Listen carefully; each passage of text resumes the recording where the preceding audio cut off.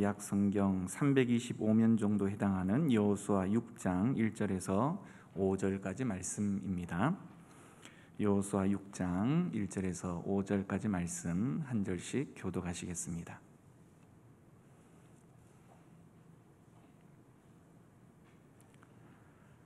구약 325면 정도 해당하는 여호수아 6장 1절 제가 먼저 읽습니다. 이스라엘 자손들로 말미암아 여리고는 굳게 닫혔고 출입하는 자가 없더라.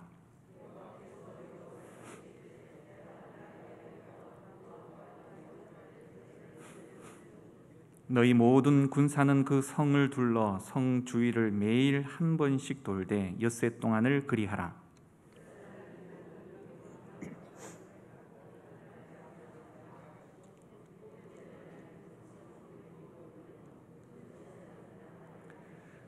오절 같이 합니다. 제사장들이 양각 나팔을 길게 불어 그 나팔 소리가 너희에게 들릴 때에는 백성은 다 큰 소리로 외쳐 부를 것이라. 그리하면 그 성벽이 무너져 내리리니 백성은 각기 앞으로 올라갈지니라 하시매. 아멘. 우리는 종종 신앙생활을 세상살이와 비슷할 것이다 라고 생각을 합니다. 그래서 무엇이든지 열심히만 하면 사람에게나 하나님에게 인정을 받고 또한 구원도 취득하는 것으로 오해할 때가 있다라는 것이죠. 새가족부를 섬길 때 한 새가족분께서 성실교회 이름을 두고 이 교회는 부지런한 분만 나오시는 것 같아 굉장히 부담스럽습니다. 이런 이야기를 하셨습니다. 이 성실의 뜻을 성령의 열매가 아니라 근면으로 착각한 데서 비롯된 에피소드였지만, 믿음도 사회생활처럼 열심히만 섬겨서 덕을 쌓고 하나님 마음을 감동시켜서 복을 쟁취한다라는 생각은 참으로 오해 중에 오해인 것 같습니다. 저희 모친께서는 오랜 세월 불공을 들이며 살아오신 분이십니다. 매일 아침 정한수를 상에 떠올리고 하늘을 향해서 손바닥 껍질이 벗겨질 정도로 비벼대었던 분이십니다. 그런 모습을 보고 자란 저는 참 정성이 대단하시다, 내가 부처라도 벌써 그 마음의 소원을 다 들어주었겠다라고 생각할 정도였습니다. 눈에 흙이 들어가기 전까지는 절대로 종교를 바꾸지 않겠다던 분께서 하나님의 특별하신 은혜로 하루아침에 생명보다 중요시 여기셨던 그 지주대를 갈아치우시고 교회에 출석하기 시작을 하셨습니다. 갓 신앙생활을 시작하신 분께서 30여 분 거리의 교회를 눈이 오나 비가 오나 이 새벽 예배를 그 누구보다 가장 먼저 가셔서 이 차가운 마룻바닥에 꿇어 엎드려 기도를 하셨죠. 여러분 대단하지 않으십니까? 그런데 실상은 몸만 절에서 교회로 옮겼을 뿐이지 그의 마음속에는 신은 공을 들여 감동을 시키고 복을 따내야 한다라는 그 생각은 변하지 않았기에 그 동기로 인해서 그렇게 열정을 발휘하셨다라는 것입니다. 사랑하는 여러분, 우리가 걸어야 하는 길은 이 세상과는 본질적으로 전혀 다른 길임을 우리는 알아야 합니다. 그것을 모르면 우리는 엉뚱한 결과를 맞이하게 된다라는 것이죠. 애는 애대로 쓰고 결과는 허망함을 맛보아야 한다라는 것입니다. 오늘 말씀 중에 우리의 믿는 바가 무엇인지를 좀 확실히 하는 것을 통해서 이 바른 믿음의 길을 우리 모두가 함께 걸어갈 수 있기를 간절히 축원드립니다. 여러분은 전쟁 영화를 좋아하시는지 모르겠습니다. 총알이 막 날아들고 부상자의 비명소리와 시신들이 즐비하며 쌍방간에 밀고 당기는 이런 치열한 상황은 사실상 극도의 긴장감을 유발시키죠. 특히 이 재래식 무기를 사용하던 과거의 전투들은 더욱 치열하였습니다. 성을 중심으로 해서 정복하느냐 방어하느냐라고 말하는 것은 한 국가의 존폐를 좌우했다라는 것이죠. 그래서 때로 전쟁의 주군인 남성들뿐만이 아니라 때로 여성들까지 동참해서 돌이라도 날라서 성 밖에 적들에게 던지거나 뜨거운 물을 뿌려대어서 성을 방어하기까지 하였습니다. 오늘 그러한 치열한 전쟁을 앞두고 긴장에 휩싸인 가나안 땅에 이제 막 발을 들인 이스라엘과 그들을 막아내어야 하는 여리고 사람들을 우리는 보게 되어집니다. 공격하는 입장의 이스라엘은 사실상 방어하는 전력보다 몇 배의 군사력과 신출기묘한 전략이 필요한 상황에서 어떻게 이 전쟁을 준비하는지 한번 우리가 잘 살펴보기를 원합니다. 여리고성 전투는 이 약속의 땅을 향한 가나안의 첫 전투였습니다. 여호수아 1장부터 5장까지의 내용을 가만히 여러분들이 시간이 나시면 한번 살펴보시게 되시면 그들은 가나안 이 전쟁을 위해서 정탐꾼을 여리고성에 보내고 또 할례를 행하고 유월절을 지키고 언약궤를 내세웁니다. 여러분 잘 한번 보시기를 원합니다. 이 제가 말씀드렸던 준비들 가운데에 실질적으로 직접 싸우는 이 전쟁과 어울리는 내용은 오직 정탐꾼을 파송했다라는 것, 이것 하나밖에 없습니다. 이 모든 것들이 전쟁을 앞둔 이스라엘에서 시행되어졌다라는 사실은 좀 의구심이 들 만한 내용이다라는 것이죠. 시험을 친다는 아이가 공부는 안 하고 전혀 엉뚱한 종이접기만 하고 있다면 말이 되시겠습니까? 이렇게 비상식적으로 전쟁을 준비했으니 과연 이 전쟁은 도대체 어떤 모양새가 되어질까 좀 흥미롭다라는 것이죠. 물론 이 내용을 우리는 자주 들었기 때문에 큰 감동이 없을지도 모르겠지만 하나씩 살펴보면 하나님의 마음을 읽어낼 수 있는 그런 은혜가 있다라는 것입니다. 사실 이스라엘도 굉장히 긴장을 했을 것입니다. 전혀 다른 방식의 전쟁을 치러내어야 할 판이기 때문인 것이죠. 이전의 광야 시절과 지금의 가나안에서의 전투 양상은 완전히 좀 바뀌었습니다.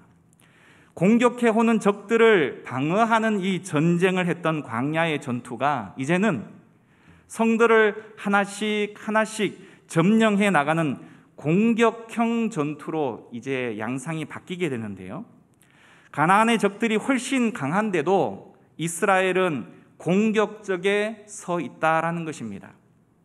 이것은 여러분들이 혹시 축구를 좋아하시는지 모르겠습니다만 지금은 우리 한국 축구가 많이 실력이 높아졌습니다만 이전 내용들처럼 이 월드컵 축구 경기 가운데에 우리나라가 축구의 명문가인 영국이나 브라질과 같은 강팀을 상대로 해서 공격형 축구를 해야 한다라는 그 어려움과 오늘의 양상은 비슷하다라는 것입니다.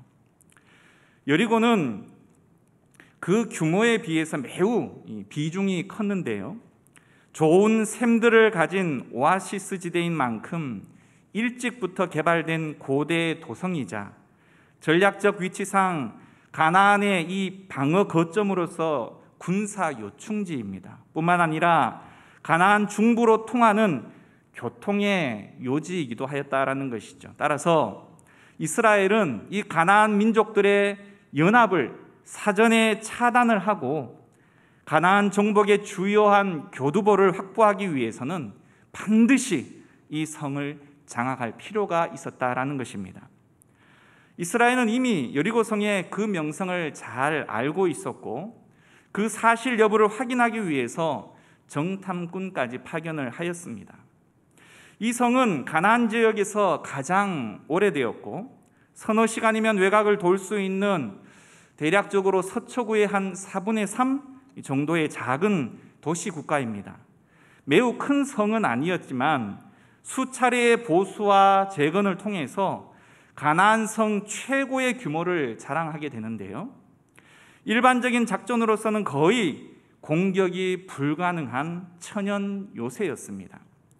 가파른 경사지 정상의 성은 이 적들의 침입을 대비해서 높은 석조 장애물을 설치했고, 이중 벽 구조로 어지간한 지진이 아니고서는 절대로 무너질 리가 없었습니다. 여러분, 지금으로부터 약 9,000년 전에 지어진 건물이 이 정도라니 대단하지 않습니까? 또한 그 성 안에는 장기간 전쟁을 대비해서 보리추수를 막 끝낸 시점에 항아리마다 곡식이 가득하고 물길도 있었기 때문에 장기간의 전쟁에 전혀 무리가 없었습니다. 결국 여리고 백성들은 이 전쟁을 장기간의 전쟁으로 끌고 가서 이스라엘이 포기하게 만드는 작전을 펼쳤다라는 것이죠. 만약 그렇게 되어진다면 가나안 족속들이 바로 사방에서 연합해서 반격할 기회를 가져다 줄 뿐만이 아니라 약속의 땅 가나안 전체를 점령하기 위해 이제 막 첫 관문에 섰는데, 도대체 이스라엘은 어느 세월에 가나안 땅을 다 차지하겠습니까? 하지만 여리고성은 성문을 굳게 닫고 마치 버티기 작전을 할 모양새로 하고 있었다라는 것이죠. 자, 이제 성경은 이 난공불락의 여리고성 함락 작전 계획을 소개를 하고 있는데요, 도대체가 영 납득하기가 어렵습니다. 과거 성을 정복하는 전쟁에서 흔히 쓰인 방법들은요, 사다리를 놓고 성을 넘거나 성벽 밑으로 터널을 파서 들어가거나 공성태를 이용해 성벽에 구멍을 뚫거나 성벽 높이만큼 흙으로 토성을 쌓아서 쉽게 높이를 같이해 공격을 하는 그런 방식을 써야만 했던, 사실상 쉽지 않은 정복 전쟁이었다라는 것이죠. 이처럼 여리고성과 같은 견고한 성을 뚫고 점령해야 하는 상황에서 여러분, 하나님께서는 사람들이 전혀 생각하지도 못할 방식, 다시 말해 특수한 무기를 주신다든지 성의 약점이 어디에 있는지를 여호수아 장군에게 알려주셔서 그 부분에 공격을 집중한다든지 이런 특별한 전략을 주셔야 하지 않겠습니까? 그런데 그런 멋진 명령을 기대했을 여호수아는 그저 침묵하고 성벽을 엿새 동안 하루에 한 바퀴씩, 제 7일째는 7바퀴를 돌기만 하나라는 이 말을 들으며 어쩌면 머리가 돌 지경이었는지 모르겠습니다. 사실 여호수아도 이 작전 명령이 굉장히 황당했을 텐데, 이제는 그 명령을 듣고 이스라엘 백성들에게 고스란히 그 명령을 전달해야 하는 그의 입장은 또한 어떠했을까요? 그 명령을 또한 전해 들은 이스라엘 백성들의 심정은 어떠했을까요? 과연 성경 기자는 도대체 이 여리고 전투에서 무엇을 말하려고 하는 것일까요?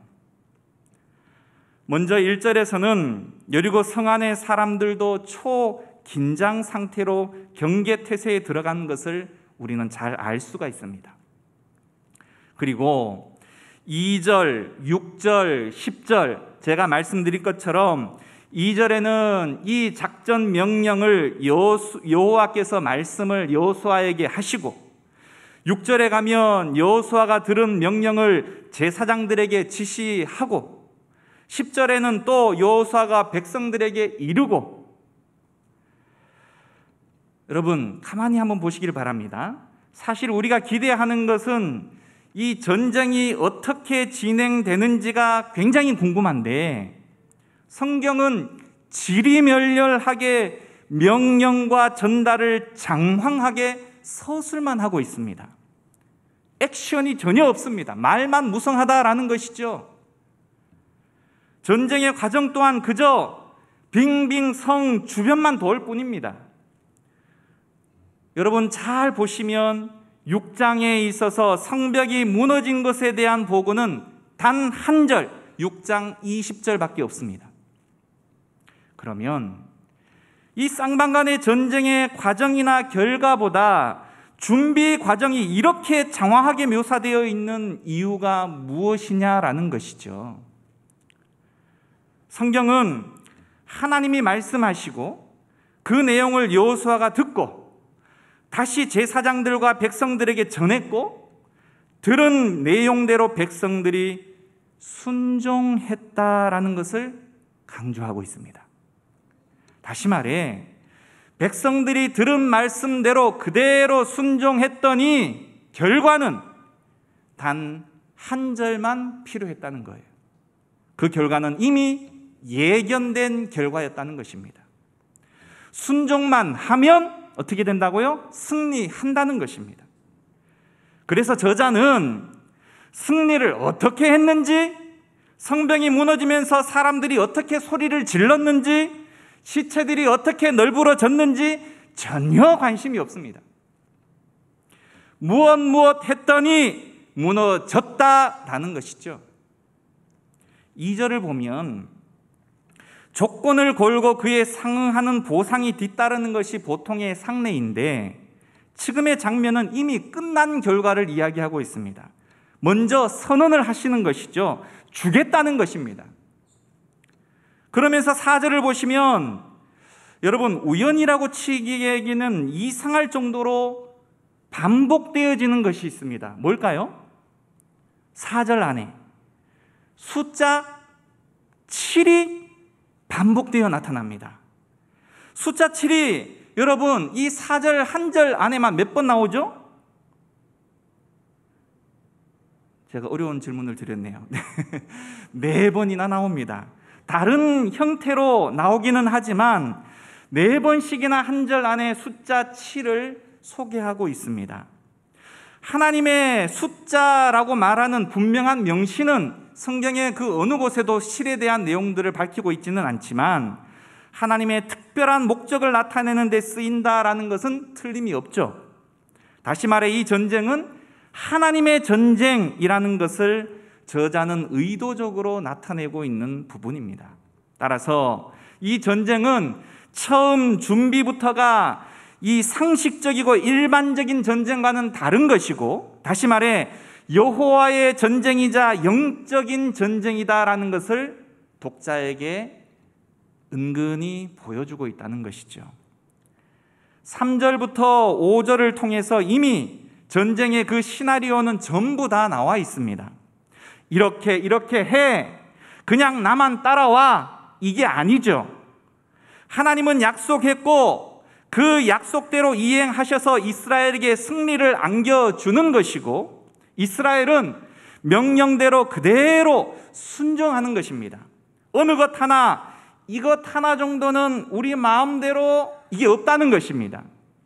문제는 이 성이 참으로 견고하게 세워져서 어지간해서는 점령할 수가 없는데 고작 주신 그 전략이 성 주변을 돌면서 소리나 지르는 것으로 성이 무너질 것을 기대하고 전쟁을 치른다는 것은 여러분 우리가 지금 믿음의 내용을 통해서 이것을 보니 이해가 갈 수 있을지는 모르겠지만 당시 현장에 여러분이 그 자리에 계신다면 어린애 장난도 아니고 목숨을 내건 이 모험을 여러분 같으시면 하시겠습니까? 성 안에서 언제 화살이 날아올지 언제 돌이 날아올지 알 수 없는 그 상황에서 아무것도 모른 채 성을 빙빙 돌 수 있는 그 담력이 여러분들 가운데 있으시겠습니까? 어지간한 믿음이 없으면 도저히 할 수가 없고 설사 믿음이 있어도 쉽지 않은 결단이자 행동이었다라는 것입니다. 여러분 안다고 다 할 수 있습니까? 알아도 쉽게 발이 떨어지지 않아서 못하는 일들이 우리의 삶들 가운데 얼마나 많습니까? 결국 이들의 순종은 사실상 어마어마한 순종이었다라는 것입니다. 믿음의 말과 행동은 때로 이상적이고 비상식적으로 느껴질 때가 많이 있습니다. 그만큼 힘들고 어려운 결단과 삶이 필요하다라는 것이죠. 결국 하나님이 우리 믿음의 사람들에게 요구하시는 삶은 믿음으로만 가능한 일들입니다. 차라리 화끈하게 돌격 앞으로 어쩌면 이게 더 쉬웠을지 모를 일이죠. 화끈한 행동만이 믿음이라고 생각하는 이들에게는 그래서 오늘의 이 말씀은 좀 의아하게 들릴 수 있을지도 모르겠습니다. 때로 하나님은 이해할 수 없을 정도로 우리에게 기다림을 요구하십니다. 힘이 있는데도 쓰지 않고 기다리게 하실 때가 있다는 것이죠. 힘이 없어서 어찌할 수 없을 때보다 힘이 있는데도 기다려야 하는 경우가 더 어렵고 힘들다는 것입니다. 주님은 충분히 그 수모의 십자가에서 내려와 자신을 멸시한 자들과 집행관들을 쓸어버리실 수 있으셨지만 친히 고통의 십자가를 지셨습니다.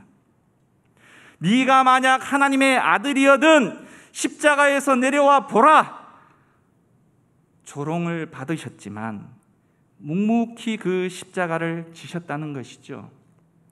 그것이 진정한 용기이고 사랑이다라는 것입니다. 여리고 성을 돌기만 하는 모습을 지켜보던 이 성 안의 여리고 사람들은 그 당시에 어땠을까요? 의구심을 넘어서 어떤 이들은 이스라엘을 조롱했을지도 모르겠습니다.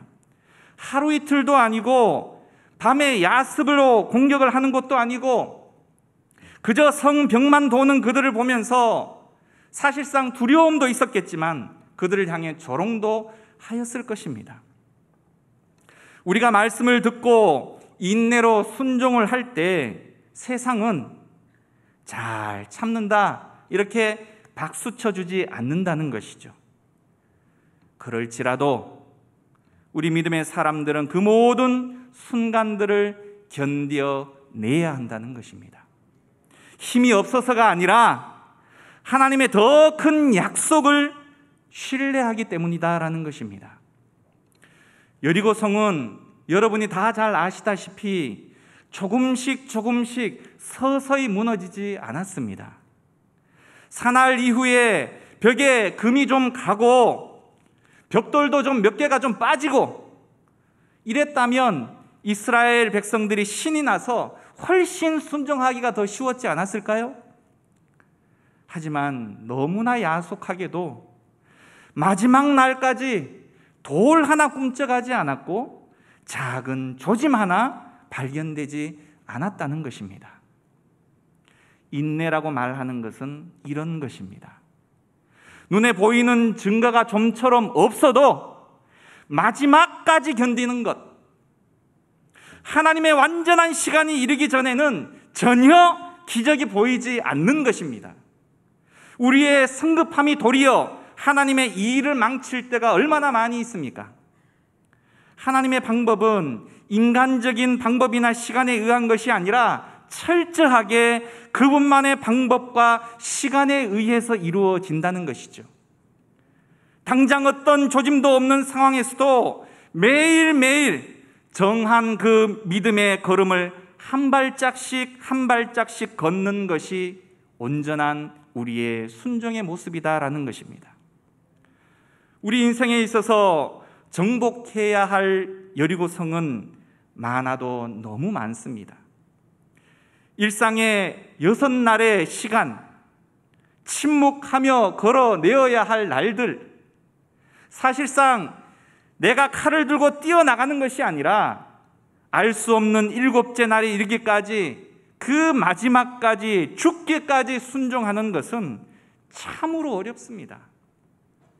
하지만 승리를 외치며 기뻐할 날은 바로 오늘의 기다림과 인내로 그 순종의 양을 채워갈 때 우리는 놀라운 기적을 체험하게 될 것입니다. 여호수아 1장 5절부터 9절까지의 말씀을 함께 살펴보기를 원합니다. 몇 장을 뒤로 넘기셔서 여호수아 1장 5절부터 9절 한 절씩 교독해 보실까요? 제가 먼저 5절 읽습니다. 네 평생에 너를 능히 대적할 자가 없으리니 내가 모세와 함께 있었던 것 같이 너와 함께 있을 것임이니라. 내가 너를 떠나지 아니하며 버리지 아니하리니.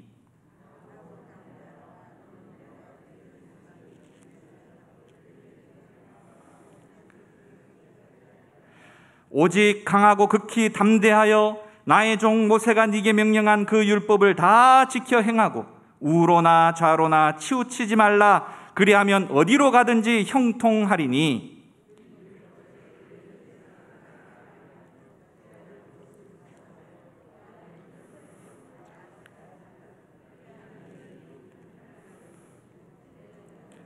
구절 같이 합니다. 내가 네게 명령한 것이 아니냐. 강하고 담대하라. 두려워하지 말며 놀라지 말라. 네가 어디로 가든지 네 하나님 여호와가 너와 함께 하느니라 하시니라. 아멘.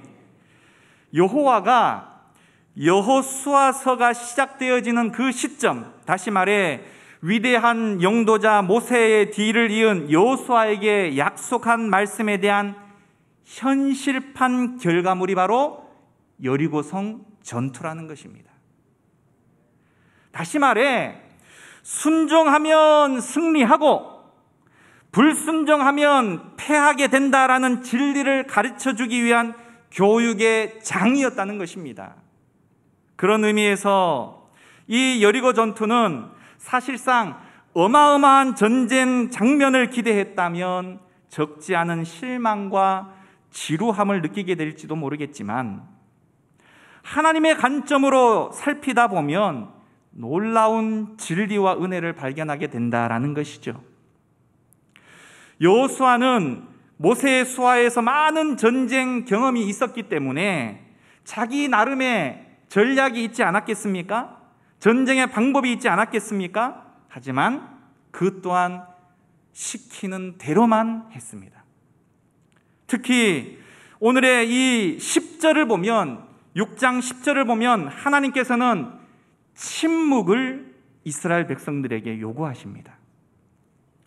이 침묵은 성 안의 사람들에게 도대체 전애들이 뭘 하는지를 모르게 하는 것을 통해서 긴장감을 조성시키고 이스라엘 백성들에게는 좀 이 여호와의 전쟁, 하나님의 전쟁에 집중해서 하나님의 행하심에 대한 기대 그리고 경외감, 신뢰를 요구하는 표현의 방식일 것입니다. 여러분, 10사람이 모이면 의견이 몇 개가 나올까요? 기본적으로 10개겠죠. 하물며 지금 이 여리고성 전투에 나와 있는 사람의 숫자는 200만 명이 넘는 사람들의 숫자입니다. 도대체가 이해할 수 없는 전쟁의 방법들을 대할 때에 각자 의견하고자 하는 말이 왜 없었겠습니까? 승리를 위해서 분석하고 판단하고 비판하려면 수없는 방식들을 여호수아에게 제시할 수 있었을지도 모르겠습니다. 하지만 하나님은 그들에게 나팔 소리만 내게 하고 백성들에게는 침묵을 요구하십니다. 결국 하나님의 이 명령은 이스라엘을 너무 잘 아셨기 때문이다라는 것이죠. 그들의 불신이 입을 통해서 나오는 순간 삽시간에 이스라엘 안에 전염이 되어져서 이스라엘은 혼란에 빠질 수 있게 되어진다라는 것입니다. 천차만별의 믿음의 분량들이 그 가운데 있었기 때문에 한 사람이라도 마음속으로 이상한 마음으로 생각만 하고 있다가 어느 날 갑자기 몇 바퀴 돌다가 옆 사람 옆구리를 툭 치면서 야, 이렇게 돈다고 성이 무너지냐? 돌다가 내가 돌겠다. 이러면 그 부정적 감정이 순식간에 이스라엘 가운데 퍼지게 되어질 것입니다. 발 없는 말이 천리 가듯 그들의 마음에 심각한 부정적 동요를 일으킬 수 있다는 것이죠. 사실 광야의 시절 불평과 불만으로 끝없이 의심을 했던 그들의 역사를 우리는 너무나 잘 알고 있지 않습니까? 어렵고 힘들수록 침묵으로 우리는 기도해야 합니다. 이제 드디어 이스라엘의 철저한 순종은 말씀드렸던 것과 같이 6장 20절 단 한 절로 마무리가 됩니다. 순종했더니 모든 것이 하나님의 뜻대로 진행이 되고 피 한 방울 안 흘리고 승리가 왔다는 것이죠. 서두에 우리는 장황하게 성의 크기와 견고함, 성 안의 사람들의 전쟁 준비, 이런 이야기들을 많이 했습니다. 그것을 통해서 이 전투의 어려움과 난관들을 장황하게 설명을 드렸지만, 여러분, 하나님에게는 전혀 문제가 되지 않았다는 것입니다. 우리가 경험하고 고뇌하는 문제들 역시 죽겠다라고 생각하는 그 내용들마저도 하나님 앞에서는 순식간에 해결되어질 것입니다. 더 놀라운 것은 여리고 백성들은 그들을 보호하기 위해 거대한 성벽을 쌓았습니다만 그 벽들이 무너져 내리면서 성 안으로 곧장 들어갈 수 있는 다리가 되었다라는 사실입니다. 다시 말해, 하나님은 어떤 것이든 인간의 방해물조차도 하나님이 유리하게 얼마든지 사용하실 수 있으시더라라는 것입니다. 또한 이 전투는 오직 한 이방 여인과 그 가정의 구원을 위해서 치러진 것처럼 보여지기도 합니다. 여리고 전쟁을 위한 준비 과정에서 2명의 정탐꾼과 관련 있는 이 여인은 전쟁을 가능케 하는 원인으로서 그녀의 말을 그대로 반영한 것이고, 전쟁 중에도 이 여인의 구원을 위한 여호수아의 명령과 구원 장면이 끝없이 묘사되어지고 있습니다. 다시 말해, 한 이방 여인을 위한, 그녀에 의한 여리고 전투라는 인상이 강하게 와닿다라는 것이죠. 그만큼 그녀가 강조되어져 있다라는 것입니다. 이 여인의 이름은 개와 같이 취급받던 당시의 이방인이었음에도 불구하고 믿음으로 구원받은 여인이자 후에 예수님의 족보에까지 그 이름이 오르게 되어지는 영광을 누리게 되어지죠. 하나님은 이렇듯 주목받지 못하는 이방 여인과 같은 단 한 사람을 위해서도 이 어마어마한 전쟁을 일으키게 하시고 구원의 약속을 반드시 지키시는 분이시더라라는 것입니다. 여리고 정복 이야기는 이스라엘이 여리고 군대를 이긴 단순한 사건이 결코 아닙니다. 하나님이 직접 그분의 백성을 위해 싸우신다라는 사실을 보여주는 가장 분명한 모델이자, 하나님의 전쟁에서 승리의 비결은 오직 순종임을 우리들에게 알려주고 있다는 것이죠.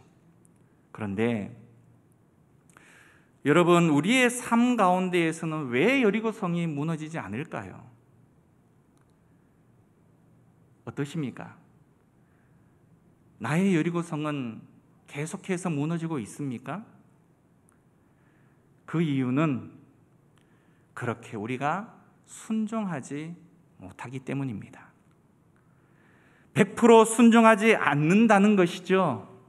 왜냐하면 오늘 이 이스라엘 백성들이 느꼈을 법한 내용들, 너무나 말이 안 되니까, 내 이성으로는 하나님이 역사하실 그 내용으로서는 도저히 이해하지 못하고 받아들일 수 없기 때문에 하나님이 역사하실 90% 그 이상을 어찌 해서 내가 다 미리 해결해 버린다는 것입니다.